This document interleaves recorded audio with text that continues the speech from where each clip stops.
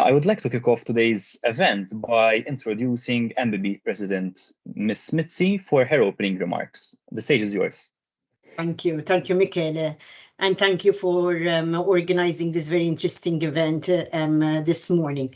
Good morning to everyone, and thank you very much for joining us. The scope of this webinar is to raise awareness on and discuss three important initiatives related to labour and skills shortages, improving traineeships, and emerging EU talent pool. For those of you who are joining us for the first time, just a brief introduction about the Malta Business Bureau. The Malta Business Bureau is the EU policy organization that represents the Malta Chamber and the Malta Hotels and Restaurants Association. We have offices in Brussels and in Malta, and our aim is to inform the Maltese business community about EU policy and legislative developments, whilst also gathering your opinions, as we're doing today, to convey to our representatives at an EU level, including the government, MEPs, the European Economic and Social Committee, and also our wider network of business organizations. For example, we form part of Business Europe, Eurochambre, Hotrec.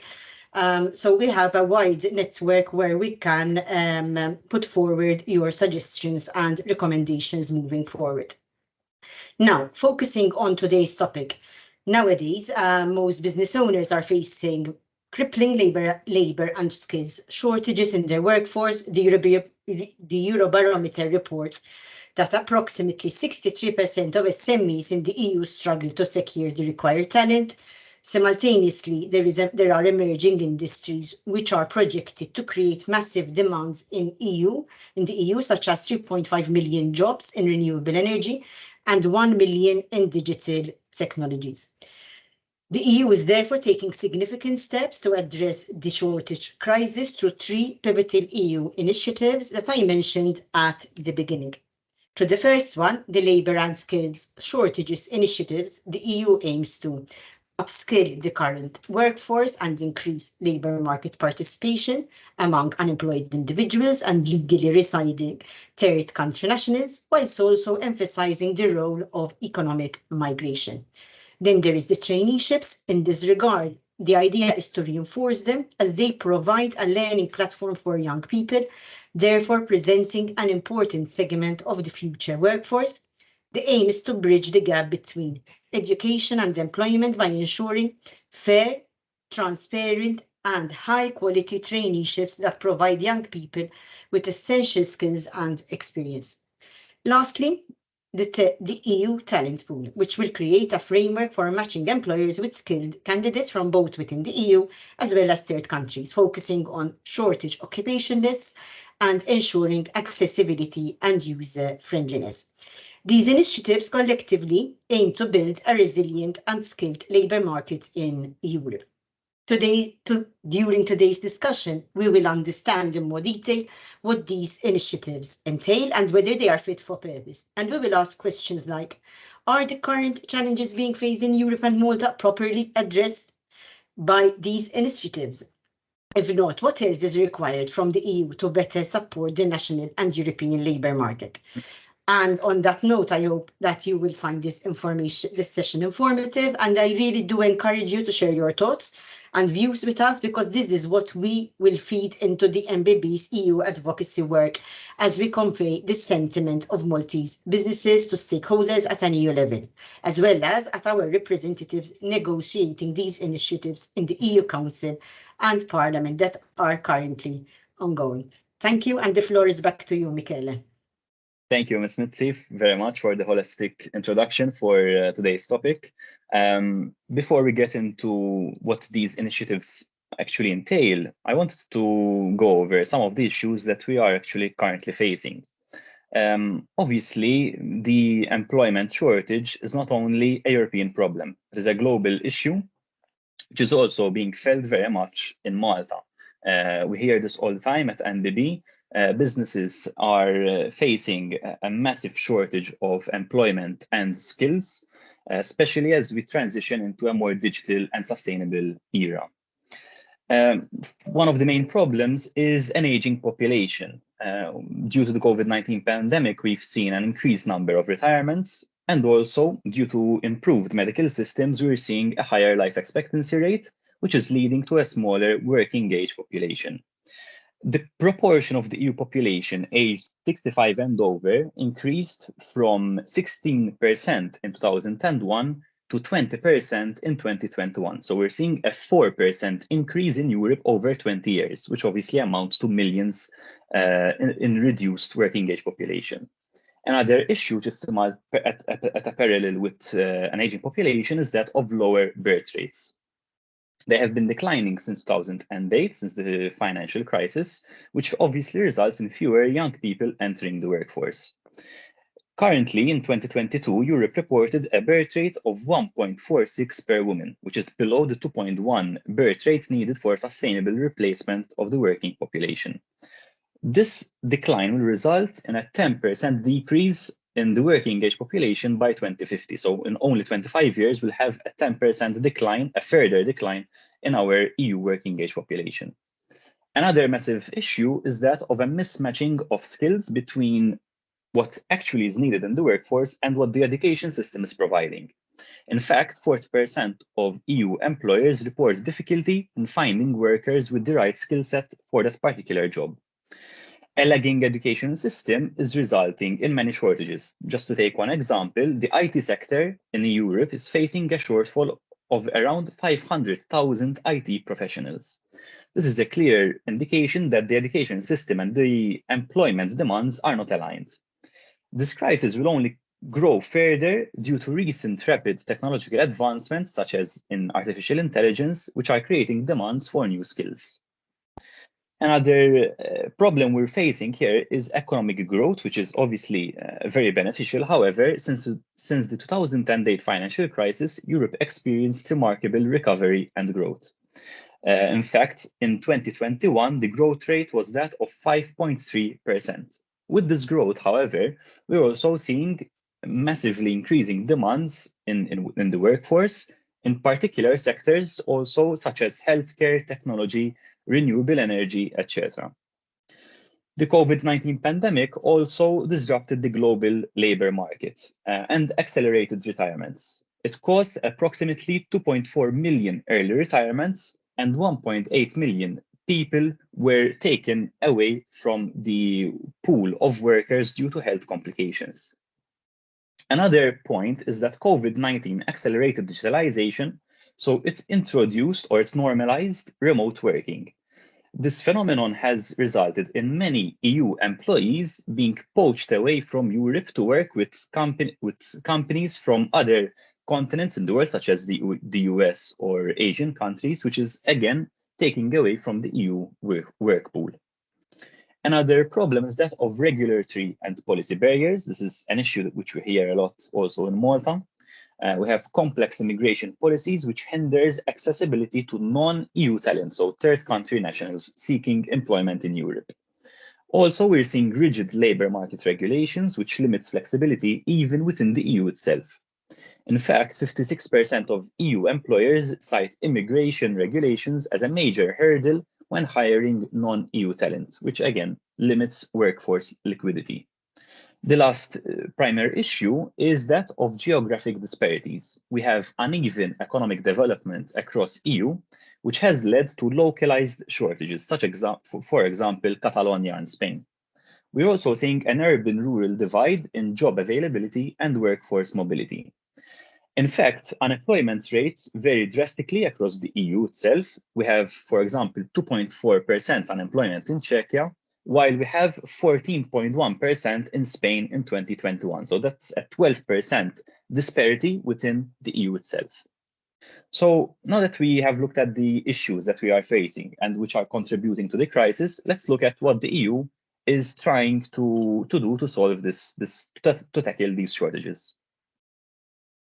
First of all, we have the Labour and Skills Shortage Action Plan. This is an action plan which is one of the pivotal outcomes of the European Year of Skills 2024, which builds upon existing EU policies and funding mechanisms. The action plan has many key initiatives. First of all, let's start with the Pact for Skills, which has already trained 3.5 million EU workers. The action plan also highlights the 2030 employment and skills targets, which provide clear goals for the workforce of the future. We also have new directives on minimum wage, platform work, etc., to ensure fair labour practices in the EU. The action plan aligns with the principles outlined in the European Pillar of Social Rights Action Plan. So again, we're seeing an alignment at policy level in the EU, which receives policy guidance within the framework of the European semester and is supported by EU funding. In fact, the EU has dedicated 65 billion euro for skills development investments across these funding programs. I mentioned the 2030 headline targets, and I want to focus on two targets primarily. Firstly, the EU seeks to achieve a 78% employment rate and ensure that 60% of the adult population is participating in yearly training course to ensure the constant reskilling and upskilling of the workforce. These targets are aimed to be achieved by 2030, so in just 6 years. It is very ambitious. However, it is the necessary targets that we need to aim for if we want to aptly tackle the shortage that we are facing. This action plan is aimed to be implemented through 5 strategic areas, as you can see on the PowerPoint. Firstly, the EU will look to support underrepresented groups within the labour market to activate them and bring them back into the workforce. Secondly, the EU also aims to facilitate skills development, training and education, such as by funding measures, as I mentioned before. For example, the Erasmus Plus funding program, which facilitates the cultural exchange, but also the educational components of youths looking to enter into their first employment within the next 3 years. There's also a focus on enhancing working conditions in specific sectors that are really experiencing a shortfall when it comes to working conditions, such as healthcare, construction, and manufacturing. The action plan also seeks to improve fair intra-EU mobility for workers and learners to increase the flexibility. And lastly, the EU is striving to attract talent from outside of the EU, third country nationals, through the EU Talent Pool initiative, which I will be presenting shortly. The action plan designates 3 main group of participants that will need to implement the proposals within it. First of all, we have obviously the European Union itself, which will focus on strategic oversight and facilitation of these policies. First of all, it will seek to promote learning mobility through numerous initiatives, such as Europe on the Move, to enhance cross-border educational components. Moreover, the EU will be responsible of supporting the digitalization of social security coordination to ensure worker rights are equal and enforceable across the EU territory. Lastly, the EU is also looking to enhance legal migration pathways through talent partnerships and in alignment with the proposed EU talent pool. On the other hand, you also have the national context, which is the member states, which will focus on national reforms and initiatives. Member states should implement reforms which prioritize talent partnerships to address nation-specific skills shortages. Obviously, the EU is very diverse. Every country has its own set of its own different type of economy. For example, in Malta, we have a massive services industry, and therefore we need to adapt our strategy to tackle the shortages as they are being felt nationally. Also, member states will need to revise education and training curricula to align with current and future labour market needs. Reforms need to target areas of inactivity to support those capable of working to return to the workplace. Lastly, member states will need to reduce the burden on second wage earners and low-income earners to make employment more attractive through tax reforms. The last participant, or the last pillar of this action plan, are the social partners, which will look into the grassroots and collective action sphere of things. First of all, they will need to improve working conditions through collective bargaining, especially in sectors with known inadequacies, such as education, healthcare, etc. Social partners will also need to work to activate underrepresented groups in the workforce, such as more mature aged workers. Also, they will need to support apprenticeships that connect vocational education with practical workplace training. They are both essential components that work best when aligned together. Lastly, they will need to lead training initiatives for long-term care workers, focusing on digital skills and person-centered care skills. Another initiative that the EU is looking at is actually the branches off into two. We have firstly a proposal for a directive on improving and enforcing working conditions for trainees and combating regular employment regulations disguised as traineeships. And on the other hand, we have the proposal to revise the 2014 Council recommendation on a quality framework for traineeships. It is important to note that the 2014 Council recommendation is simply a set of recommendations which sets the minimum standards for traineeships, while the proposal for a directive will be legally binding and will need to be implemented by member states. So let's start with the first one, with the column on the left, which is the proposal for a directive. We can structure this in four main principles. Firstly, we have the principle of non-discrimination. This ensures that trainees receive fair treatment in terms of working conditions, including compensation, which is comparable to regular employees. Any differentiation from this needs to be objectively justified based on factors such as different tasks, lower responsibilities, work intensity, or the educational component of the traineeship. Another principle is that of preventing disguised employment. Member states will need to conduct controls and inspections to ensure compliance with these regulations. Employers will be obliged to grant national authorities access to specific details on the traineeships, such as their quantity, their duration, the working circumstances, and to also aid in evaluation. Member states must establish a threshold indicating what is the excess duration of traineeships in order to create some criteria. And also, the member states will need to guarantee enhanced transparency by employers by incorporating details about anticipated duties and working conditions, encompassing compensation, social benefits, work educational components, and other training aspects, all of which will need to be advertised in traineeship vacancies.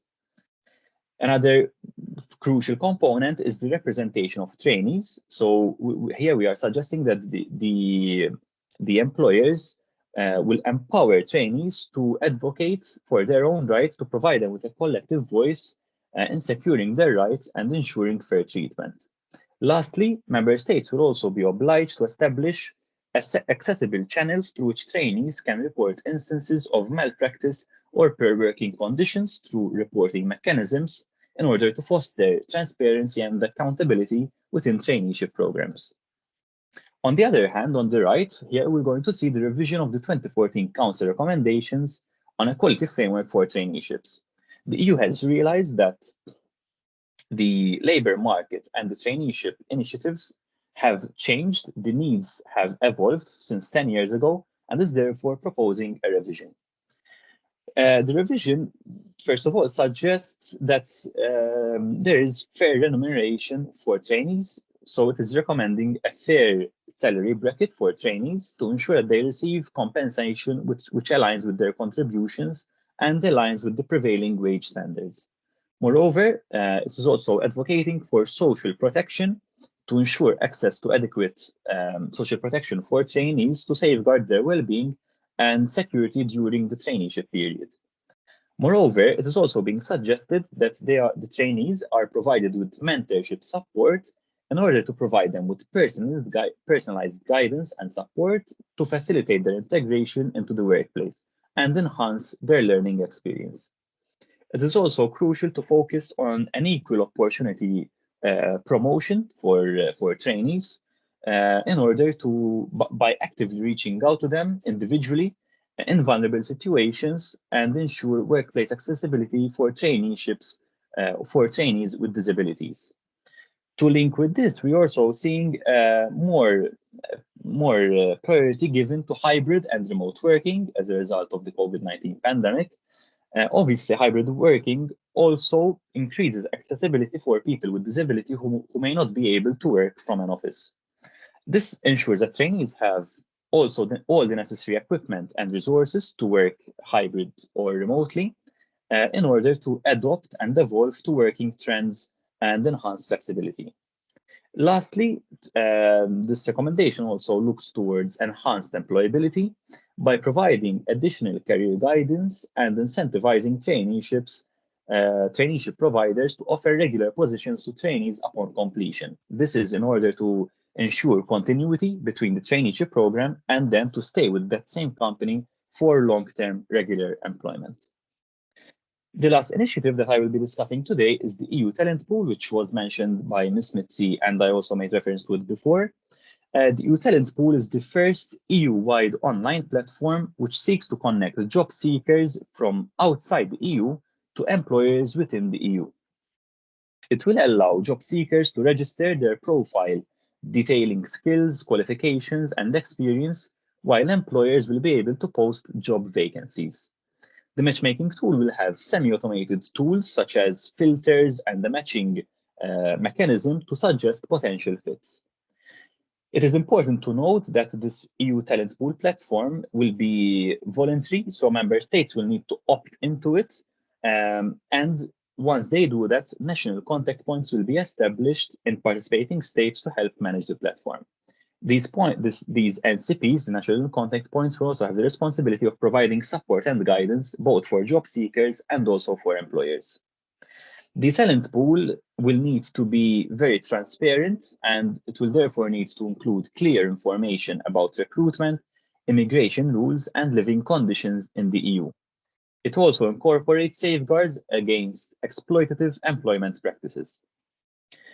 The platform aims to address the labor market challenges, of course, in order, especially in those sectors which are experiencing the most severe shortages, such as healthcare, ICT, and engineering.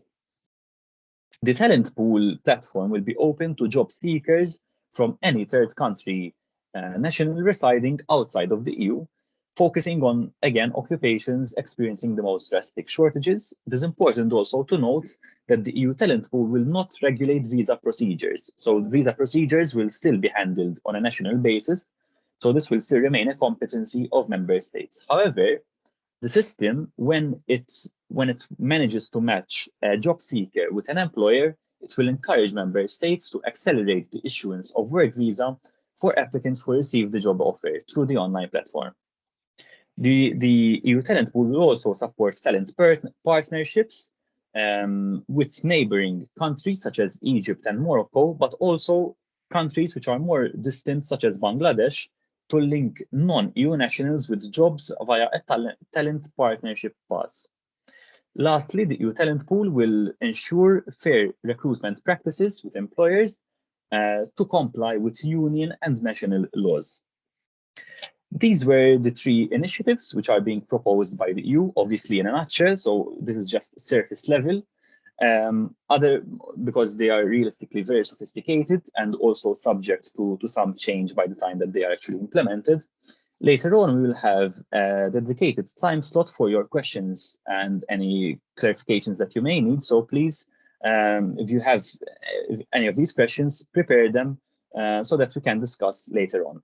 Thank you again once again for joining us and for your attention. I would like now to pass on the stage to Mr. Lawrence Zammit, founding partner and director at MISCO, to provide us with his insights and contributions. Thank you very much. Thank you, Michele. As in fact has already been pointed out by Michele and by Alison, we obviously experience labor shortages in Malta and skills shortages, but so do other EU member states. In fact, these are circumscribed to very specific situations, and not each country is experiencing the same situations. There are countries like us who are small, obviously, where we have a general labor and skills shortage, but in other countries you have areas where you have high level of employment and others where there is a low level of employment, and countries where you have graduate unemployment and others which do not. And therefore, the action plan, which Michele has referred to tackle labor and skills shortages, needs to be viewed, in my opinion, not in a one-size-fits-all manner, but each country needs to adopt those initiatives or those measures which are more relevant and more useful to it. Although there are some areas which I believe need to be taken at a European Union level.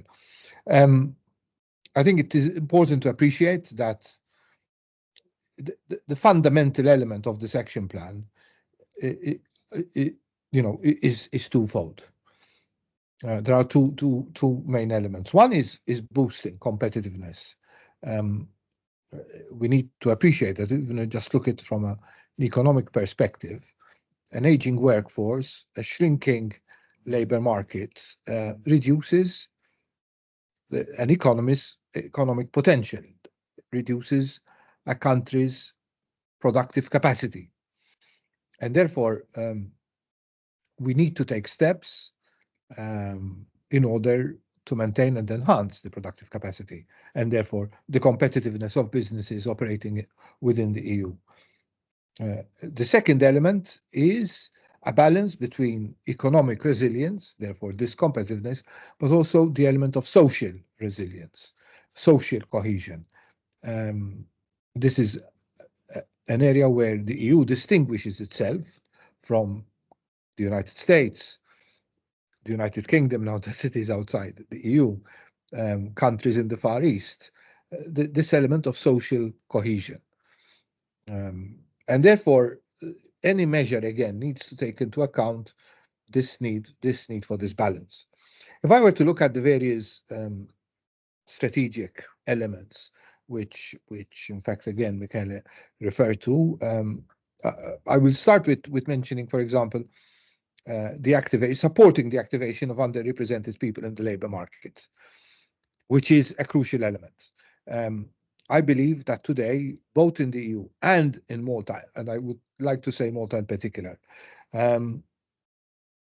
we do not make full use of our human resources. I believe that there is still a very negative attitude. There are still many prejudices and even instances of discrimination against older employees, against women, against persons with disability, against neurodiverse persons. And therefore, there needs to be an educational process to enhance the understanding by employers of the benefits of such groups of people. If I can just reduce it to a very practical example and an anecdote, I always advise employers to employ an older person, not because I am one, but because you can be sure that he will give you more years of service than a younger employee would, because the highest level of mobility is among younger employees. So just because you're employing a younger employee doesn't mean that you're going to have more service from that person than you would get from an older person. So I think we need to have a positive attitude, as I said, a positive attitude, and remove all prejudices to make sure that we are maximizing the potential of all our human resources. A second important element is providing support for skills development, training, and education. And this is where I believe we need a very definite action by the EU at a Commission level. The EU has been very good at protecting certain rights of employees, like the 48-hour week, parental leave, etc. The initiative, which Michele mentioned, does talk of having a target of 60% of the adult population who attend yearly training. I honestly believe that it needs to become a directive, like all other labor-related directives, that employees are, by law, given a number of hours of training by their employer. Today, this is all voluntary, admittedly supported by EU funding. In Malta, as we know, there is investing in skills, etc. which is quite generous funding, I must say. Those employers that have used it know this. It is a very generous system of funding. However, I believe there needs to be a clear directive across the whole of the EU that employees are given as a minimum number of hours of training every year. There are already professions that are required to do this: teachers, accountants, and other professions. So I do not see why not extend this by law to the whole of the labor force. We need to appreciate that when it comes to education, that education always acts with a time lag. If we think of producing engineers, okay, you need to get them at the age of 12, 13, when they're making the choice of subjects. That's 3 years of compulsory education, 2 years of post-secondary, 5 years, that's 10 years. 5 years of university, that's 10 years. So from the word go to the actual exit of a graduate, 10 years need to pass. And so this means that we need to rethink our whole education system, that we need to have more generic subjects. I honestly believe that teaching certain subjects at compulsory level just doesn't make sense. I was an examiner of MathSec, of economics, and I can tell you that the concepts are very difficult for children to understand, for students to understand them at the age of 13, 14, 15. I say the same thing about accountancy. And therefore what we need is something more generic, and then as you grow older, you decide to specialize. But to start thinking of, I want to become an accountant at the age of, I want to become an economist at the age of, I want to become an engineer at the age of 12. When we know that experience is teaching us that people aren't just changing jobs, but actually changing careers, it just doesn't make sense. So at an education, the education needs to total overhaul, again, probably across the EU. And vocational training then needs to be provided from tertiary education upwards, or higher education upwards, and at the place of work. Here we also need to look at the element of the digital Europe. I think we need to appreciate that technology can be used to address labor shortages and skills shortages in a very strategic way. I do not necessarily believe or subscribe to the view that in order to address skills shortages or labor shortages, we need to have non-Maltese, third country nationals, what are called third country nationals, persons coming from outside the EU to work within the EU. That is required up to a certain extent, but it is not the solution to every issue. I think we need to adopt technology in a way where, like other countries have done, Japan is a good example, where technology does take the place of the human person. It doesn't mean we're going to make people redundant, because if there is a shortage of people, then who will you make redundant?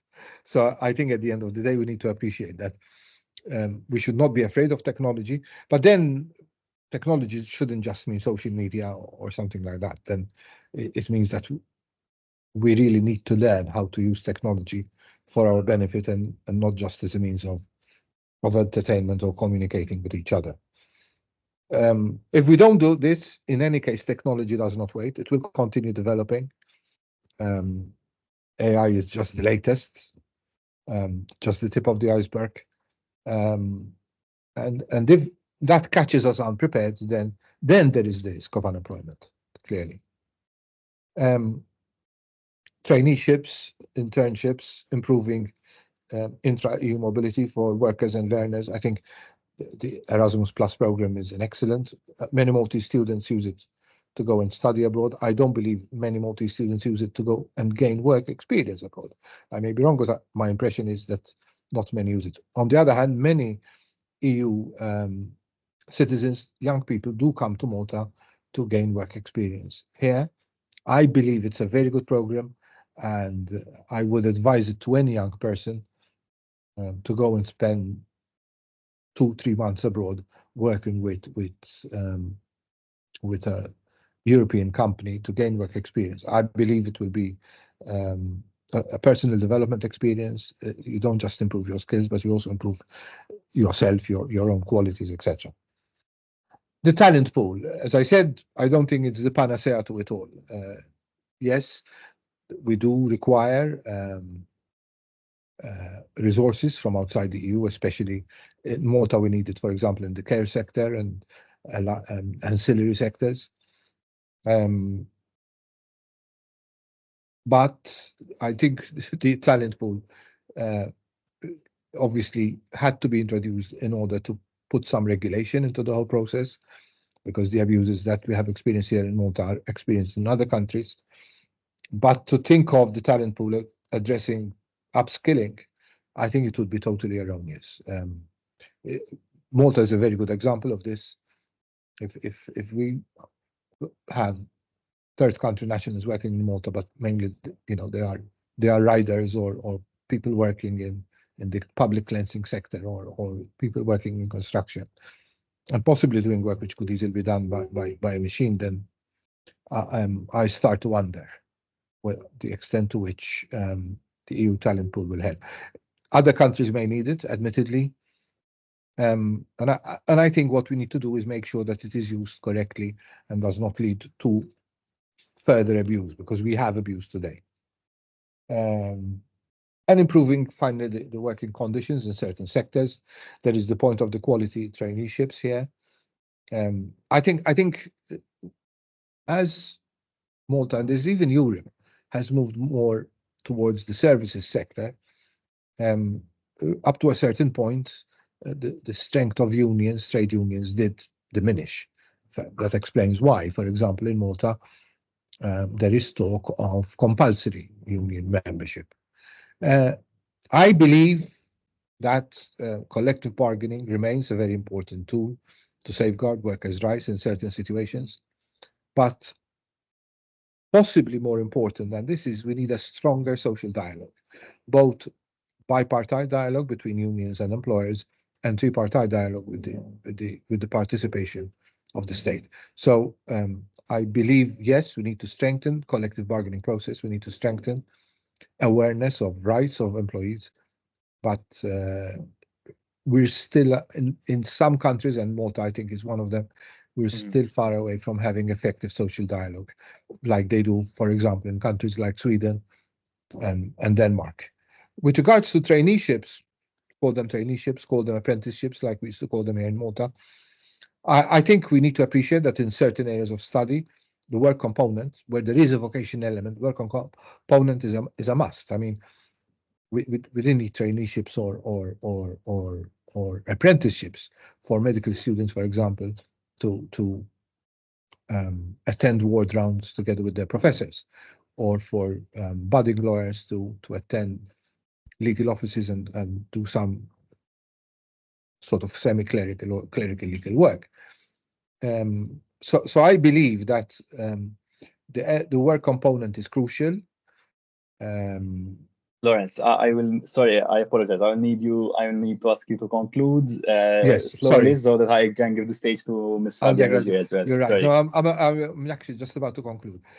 I think the work component is a must in certain areas. So putting it all in all, I think they are great initiatives. As I said, we cannot adopt a one-size-fits-all attitude, but we need to be very intelligent in the way Malta applies each of these initiatives. Thank you. Thank you very much, Mr. Lawrence. It was a comprehensive contribution and insight on what I presented. You mentioned many very pertinent points: the one-size-fits-all, human resources, employment accessibility for underrepresented groups, constant reskilling, and to not increase our dependency on third country nationals. So thank you very much. Now I would like to pass on the stage to Ms. Fabienne Regier, Director at RSM Malta, to give us more insight on these points, but also on the educational and traineeship components of these initiatives. In your good hands. Good morning. Good morning, everyone. Thank you so much for the invitation. I'll keep my contribution succinct so we can hear even more opinions and voices from the audience. And from my perspective, I want to focus on maybe 2 or 3 points. When it comes to intra-EU mobility, I do believe that what could help there is having more efficient and simpler legal frameworks so that there is more coordination between our social security systems across member states, because that would give more confidence to employees and the families to work cross-border in order to potentially not lose pension rights, but also access other benefits. On the other hand, when it comes to third country migration, I do believe that there remains a lot of administrative streamlining to be done. For example, there could be more complementary initiatives to facilitate the process of family reunifications. And I also do believe that there is more to be done to provide more rights for migrant workers that have a long track record in working with, within European member states. My point on traineeship is actually to what we can benefit more, and when I say we, it's the employers, the corporate actors, is that there is more support around the learning that happens from, maybe, if we can use the word, softer side, but in my opinion, they are extremely hard skills to learn, where mentors are assigned above and beyond what the employer provides, in order that there is more personalized guidance and support to the young individuals that would be learning what work ethic means, what accountability means, what is acceptable in terms of behavior in a corporate environment and what is not, and therefore boosting their employability in a more comprehensive, in a more 360-degree perspective, where additional career guidance is offered. Potentially my last point on the platform itself, which seeks to facilitate integration and facilitate a broader talent pool for employers to utilize. I join Lawrence's suggestions here, of course, that there will need to be a very strong collaboration with recruitment agencies across the participating countries, so that we make sure that the intermediaries involved in this ecosystem are actually certified and reputable, because we cannot definitely afford any more applicants to be subject to abuse, to illegal or excessive recruitment fees that would, create negativity and a lot of issues for employers concerned that would participate in such an initiative. With that, Michele, I give the floor to more comments, more questions, more debate. Thank you. Fantastic. Thank you very much, Mr. Gier. I mean, very valid points. I also myself had many mentors in my work experience, and I can advocate for their impact on your performance, on your integration and orientation within a company. So definitely it's a crucial component for any trainee, but also for any young employee and any employee which is returning to the workforce. So very valid points. As Mr. Gier suggested, we're now opening the floor for any insights, opinions, or contributions that you may have. Just raise your hand and I'll be sure to give you the floor. Let's start with Ms. Margaret Manjon. The floor is yours.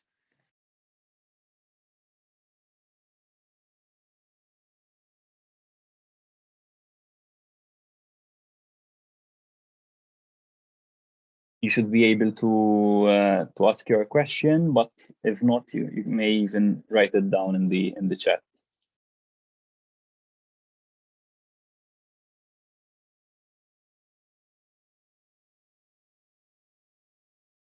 Can you hear me? Yes, we can hear you. Oh, finally, okay. So I'm usually used to Zoom. Microsoft Teams always tells me that it has to update every time I use it, so on and so forth. Anyway, so good morning, everyone. It's okay, no problem. So firstly, thank you for offering this insightful seminar this morning. I'm Margaret Manjon, Director at the Edward de Bono Institute at the University of Malta.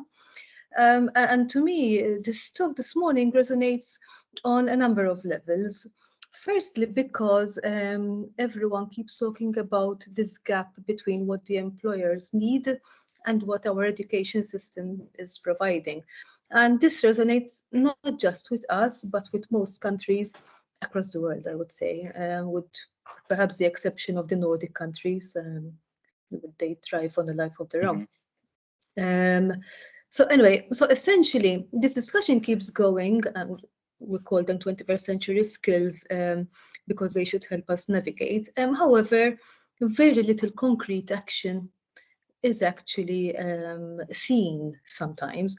Why? Because although one would say that creativity, collaboration, communication skills are skills required, then employers might have different interpretations of that, particularly in regards to task and role expectations and task responsibilities. So perhaps there could be further research carried out into what the employers really expect out of the people that they employ, because just to say communication, it's too broad. On the other hand, what I would like to comment on is that we mention, apologies, I have a sick child in the background. No problem. We keep on talking about skills. At the Edward de Bono Institute, we speak about and we teach and research transversal skills. So creativity, creative thinking, possibility thinking, future studies, entrepreneurship, critical thinking, and innovation. And these are skills that anyone who would engage with them would be able to apply them not only in the workplace, which is what the focus of this session was this morning, but anywhere, really. Mm-hmm.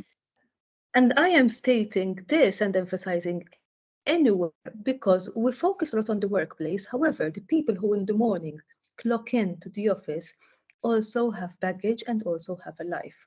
And when we are talking about upskilling and having a workforce ready for what is called the VUCA world, this volatile, uncertain, complex and ambiguous world, we sometimes forget that people have complex realities to deal with that might psychologically affect them and their input they are then able to offer in the workplace. So perhaps there's more scope for discussion here into what makes the comprehensive, the full employee, let's say. What would we like to see? And I would be very happy to discuss this further, perhaps not today, not now, because there isn't the space. But ideally, we should engage and impart skills that are used and that can be applied transversally, both on the professional front, but as well as the personal one that tends to influence the professional one, throughout the day and throughout the person's lifetime in the workplace. To this effect, perhaps some of you might know that we offer a unique master program in this regard, attracting people from across many, many different disciplines, including managerial, healthcare, and so on and so forth. And they all vouch for the applicability of what they learn because they would be able to look at things from a different perspective. And sometimes that's what we need, not necessarily to reinvent the wheel, because that is very difficult and time-consuming. So thank you for allowing me to make this contribution. Thank you very much, Margaret. Lawrence, Fabian, I'm not sure if you would like to react in particular to what Margaret shared with us. I do have my own points, but first I would like to check with you. You're muted, Lawrence. Fabian, go ahead. Thank you. I was just going to express my support to the aspect of understanding the broader context of the individual, because of course That is why I mentioned the need for career support and career guidance and mentorship beyond what the employer would be imparting during a traineeship. As employers, of course, we are very conscious of time and money, and therefore typically the support that we would be giving in the traineeship would be very role specific and task oriented, as Margaret was saying. But the broader development of an individual is in fact being able to develop skills and competency in much further and broader competencies that will ultimately also affect the productivity. So what has been very difficult in my years participating in this policy area of development of skill, I must say, is actually the involvement of employers in defining more demand. So when it comes to the definition, as Margaret asked, so what is really required? What do employers mean, or how does communication or creativity vary in different workplaces, in different sectors? I must say that in terms of business community, we can do more to be all active in defining the demand, because without having clarity around what our needs are, and not only in the short term, because as Lawrence said, there is a huge lag of time between start and result.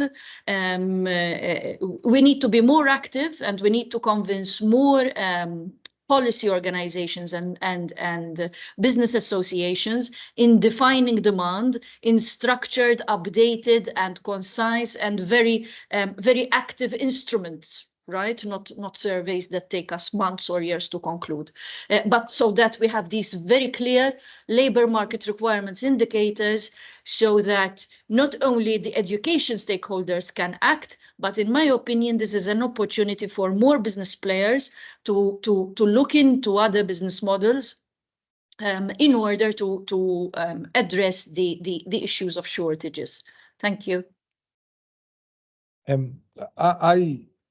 My past experience gave me two instances where new industries were developed, and there weren't the people around.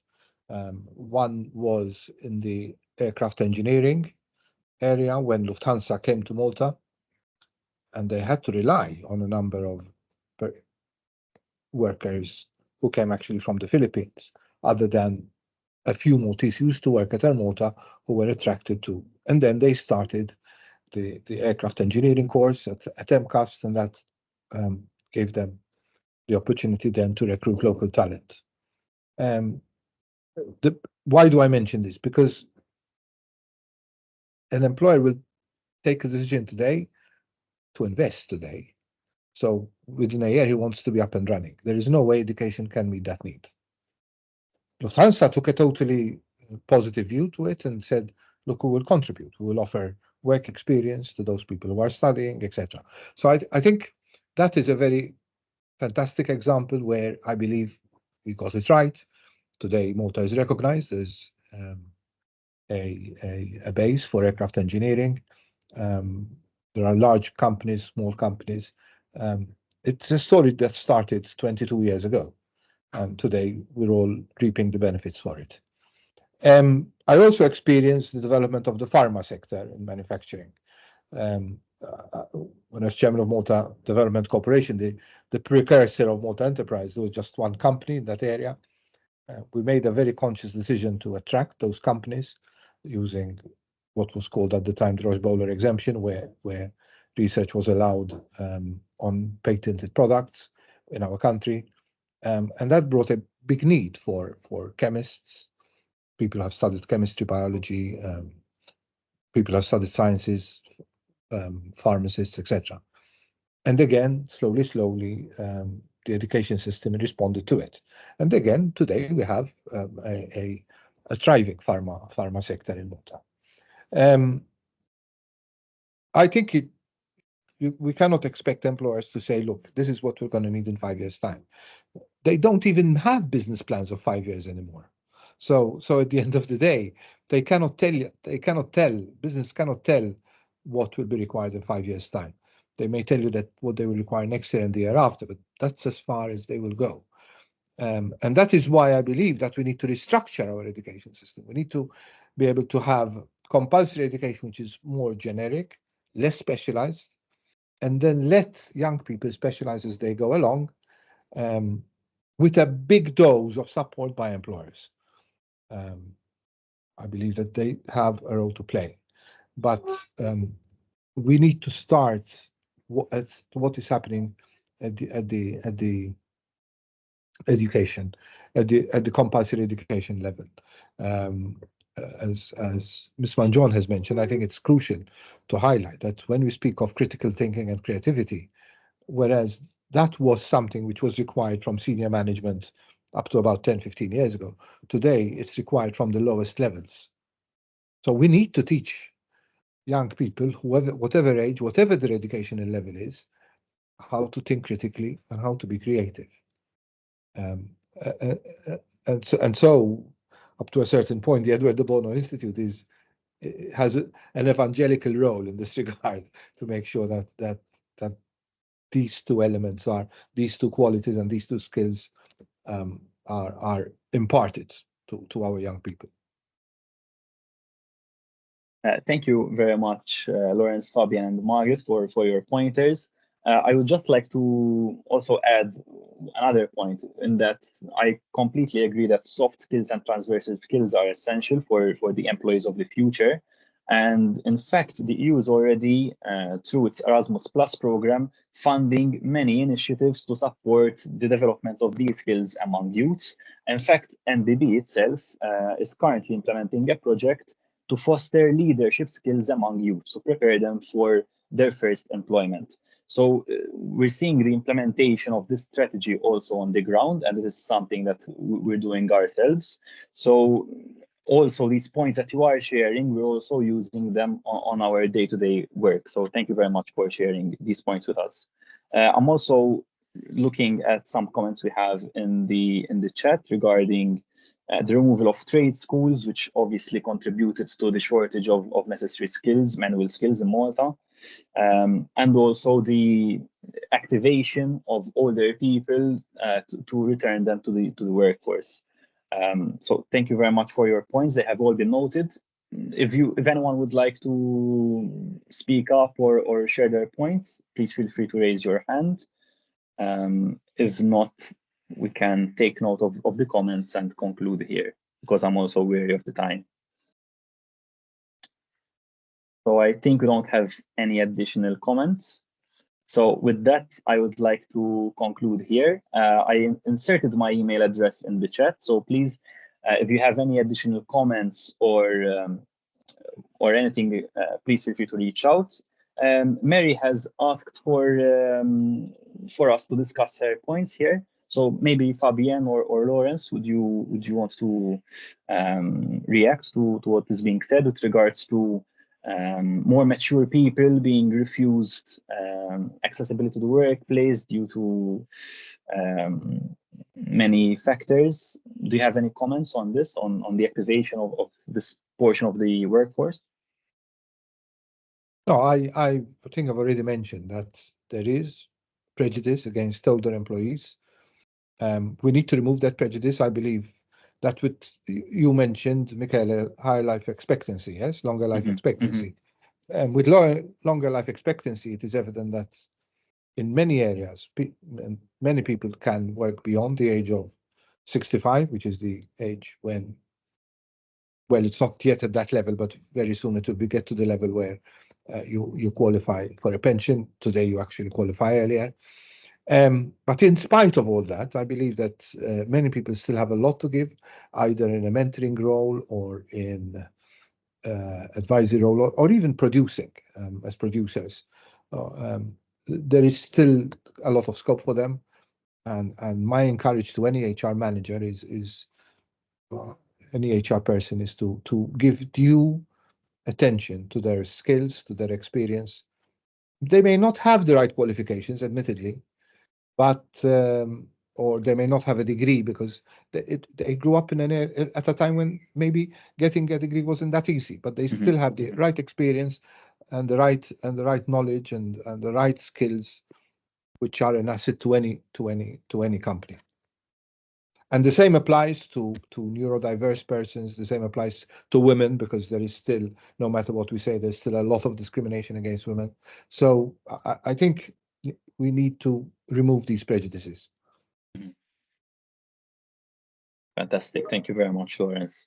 I'm seeing additional comments here with regards to the pension issue for people between age 61 to 64. I also support your messages with regards to the value and the impact that the older, more mature people have on the workforce. As I said, I had many mentors myself in my experience, all of them which were within that age bracket, and the impact they left on me is unequivocal. I cannot compare to anything else. So definitely we need to activate them, motivate them, mobilize them, ensure that we give them the opportunities to really keep contributing and provide their experience to really foster the workforce of the future. I'm just looking at Mr. Raju's comment here, that the industry requires technical resources, and these resources are very scarce. Also, this aligns with another comment we have in the chat with regards to the closing of trade schools, which again, can I make a comment on trade schools? Because I think I have a totally different perspective. I was chairman of VTC for a while where there were the apprenticeships. Those were great. It's just that the issue with trade schools was that you couldn't get, it was totally wrong to get a boy to become a tile layer at the age of 13. What the issue, if anything, or let's call it mistake, but I don't like, the wrong policy decision was taken, not when trade schools were closed, because then they were replaced by the institutes, by the technical institutes. It's when the apprenticeship scheme as a scheme was closed down. That is where the issue started. Because the trade schools were replaced by the institutes, where you could still get your level 4 and your level 5, no, the OTD and the HTD, so to speak. But getting someone at the age of 13, telling him you're going to be a tile layer, or you're going to be a panel beater, or you're going to be a car mechanic today. A car mechanic today is probably without a job because of the way they repair cars today. So I think we need to be careful here. It is the closing down of the apprenticeship scheme, which unfortunately was a wrong decision. Excellent. Thank you very much, Lawrence, for your contribution. I think we addressed all of the comments here. I would like not to delay your coffees anymore, so I think we can conclude here. Thank you very much, everyone, for joining us, for your time. As mentioned, please feel free to reach out to us via my email address, or even if you would like us to connect you with one of our great speakers here today. Thank you, Mr. Rajir and Mr. Zammi for your excellent insights. It was a real pleasure. Thank you very much, and wishing you all a great day ahead. Thank you. Bye-bye. Good day. Thank you. Goodbye to all. Ciao. Take care, everyone. Bye-bye.